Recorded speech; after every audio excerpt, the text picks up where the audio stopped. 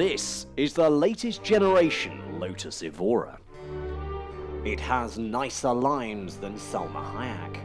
Its engine is set squarely in the middle, and it handles with more precision than Stephen Hawking's mathematical calculations. It is an outstanding supercar.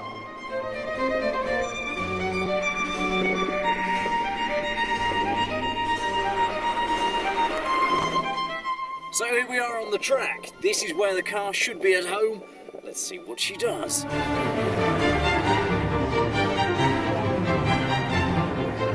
This is just incredible. I mean, I'm steering literally just by fingertips.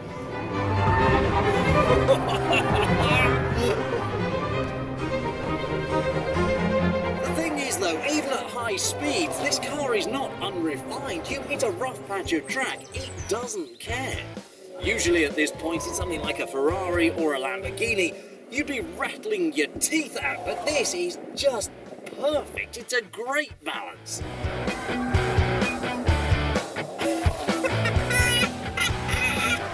The thing is, you don't so much have to steer a Lotus.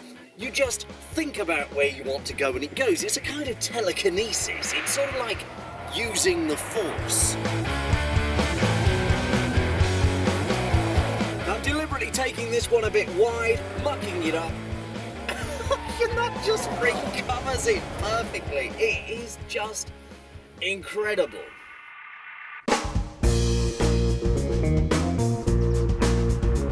Strange thing is, in the real world, it's not entirely uncivilized either.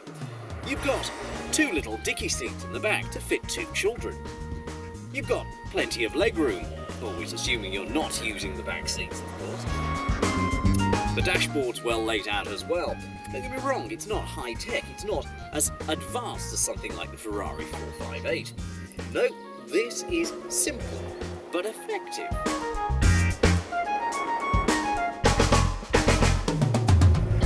Usually supercars come with a range of engines that start from a V50 upwards or something like that, and most of them do approximately 50 gallons for the mile, give or take. But this is not overly thirsty, as long as you drive it gently. Put it round the track, and you'll be lucky to see double figures. But take her easy. Drop it down to 55 and she'll return over 30 miles per gallon. That is a beautiful sound. They've got the exhaust note just right on this revision.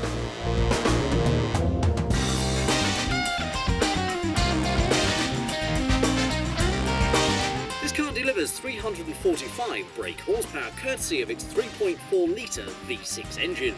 But that is basically the same V6 unit that used to be fitted in the Toyota Camry. With a few revisions. A lot of revisions. So let's just look at the statistics for a moment. Well, she'll take you from standstill to 60 miles an hour in 4.8 seconds and on to a top speed of over 170 miles per hour. Now that might not sound overly impressive in supercar terms, but trust me, it feels a lot more exciting than it sounds. In terms of fun, it is outstanding.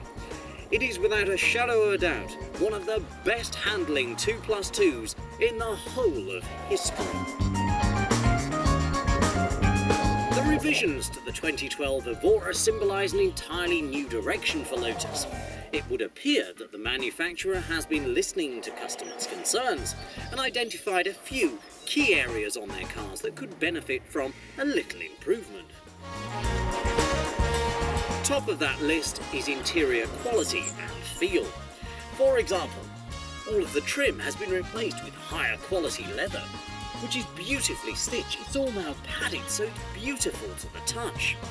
They've looked at everything from the floor mats up, and even the satellite navigation system has been changed. They've replaced the extraordinarily complex Alpine system with a far more user-friendly unit from Pioneer. This is the first time that this semi-automatic paddle shift gearbox has been featured in the Evora. And it's got a new exhaust system which gives that wonderful engine an even throatier sound. There's also a whole new range of colours. This is autumn bronze. In total, 140 revisions have been made. Not that you'd particularly notice from the outside, but it feels different.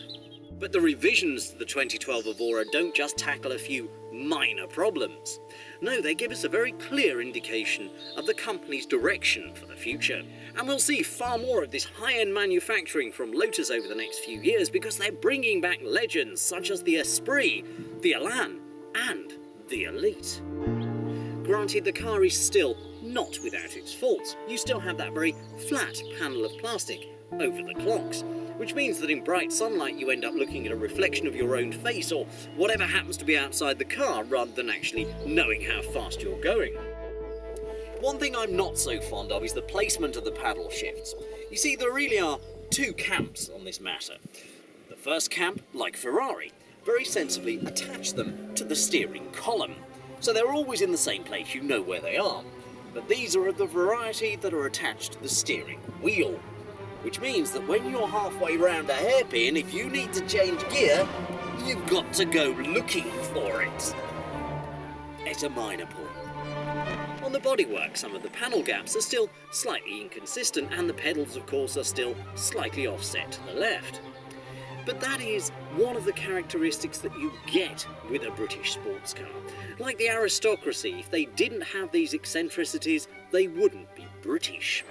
There are those who may argue that you should keep your £62,500 in your pocket and invest in a Porsche Cayman. But trust me, you shouldn't. Nope, nope.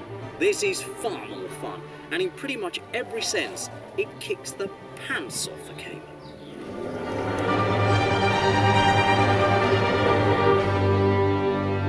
It is perhaps a little difficult for me to be completely unbiased when it comes to Lotus. You see, I grew up in the days when the manufacturer produced greats such as the Excel and the Esprit, cars that really rivaled Lamborghini and Ferrari in terms of kudos. Belt and braces engineering and stripped-out minimalist interiors undoubtedly have their place on the track. But to me, the Evora is the first truly great model to come out of Norfolk since the manufacturer produced the last Esprit in 2004. Well done, Lotus.